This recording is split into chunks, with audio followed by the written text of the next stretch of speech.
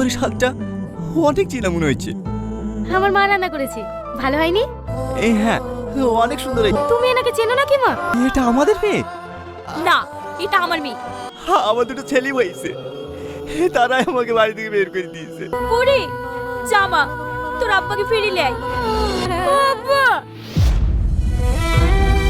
সালমা কি পারবে আবার তাদের পরিবারকে একসাথে করতে, তাদের বাবা মাকে আবার একসাথে পরিবারে ফেরাতে? এই বিষয়ে সমস্ত কিছু বিস্তারিত আজকের এই ভিডিওতে জানিয়ে দিব।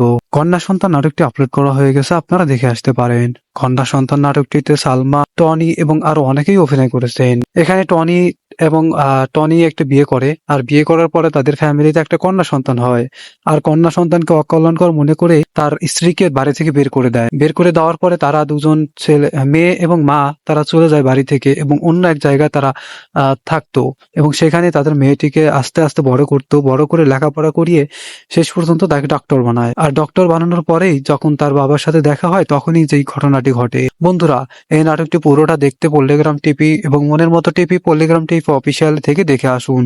আর আমাদের এই ভিডিওগুলো কেমন লাগে অবশ্যই কমেন্ট বক্সে কমেন্ট করে যাবেন। টনি, সালমা এবং শফিক এদের ভিডিওগুলো ভালো লাগলে ভিডিওতে একটি কমেন্ট করুন। কন্যা সন্তান নাটকটিতে সালমা এবং টনি যে অভিনয়টি করেছেন তা কিন্তু টনি একসময় পাগলের মতো ঘুরতো এবং রাস্তা রাস্তায় ঘুরে ঘুরে খাবার খেত, কোনো মতো দিন কাটাতো। সে জানতো না তার মেয়ে এত বড় ডক্টর। সে হঠাৎ করে একদিন রাস্তায় চুরি করে খাচ্ছিল, তো হঠাৎ করে গণধোলাই দিচ্ছিল। সেখানে তার মেয়ে গিয়ে তাকে বাঁচায় এবং বাঁচানোর পরে চিকিৎসা করার পরে তাদের বাড়িতে নিয়ে যায়। যাওয়ার জায়গা ছিল না বলে তার বাড়িতে নিয়ে যায়, গিয়ে দেখে তার মা এবং ওখানে সে অবাক হয়ে যায় এবং শেষ পর্যন্ত সালমা তার বাবাকে ফেরত পায়। বন্ধুরা, এই ভিডিওটি ভালো লাগলে অবশ্যই ভিডিওতে লাইক দিয়ে চ্যানেলটি সাবস্ক্রাইব করুন। ধন্যবাদ।